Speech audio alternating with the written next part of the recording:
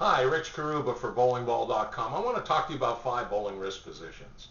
And that's when you set your bowling ball in your hand and you're aiming and you try to get yourself in your bowling wrist and hand in a position to govern the type of releasing technique that you're seeking when you actually deliver the bowling ball.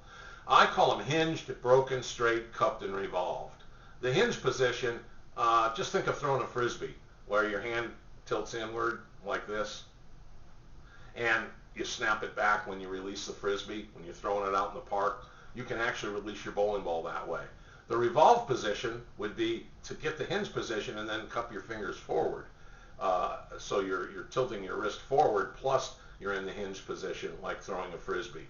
That will help you really rotate around the ball and get a lot of high axis tilt, more spin on the ball, higher rev rate. It's a little difficult to control sometimes because bowlers will typically turn the ball early, so it takes a lot of work.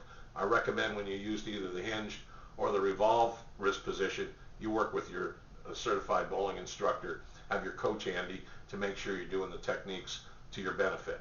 The next are the basic 3 wrist positions with the hand and arm aligned in a straight position like this. You can tilt your wrist back, straight position with the wrist and the back of the hand are in a straight line, or you can cup your wrist forward.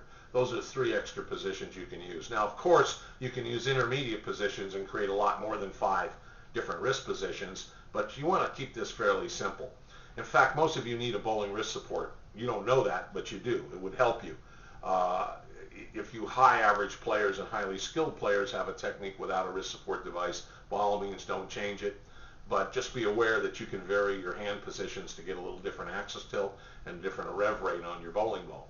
But a lot of you people need to use a wrist support device, and they typically are just going to help you lock in either the broken, the straight, or the cup wrist positions of these 5 different positions.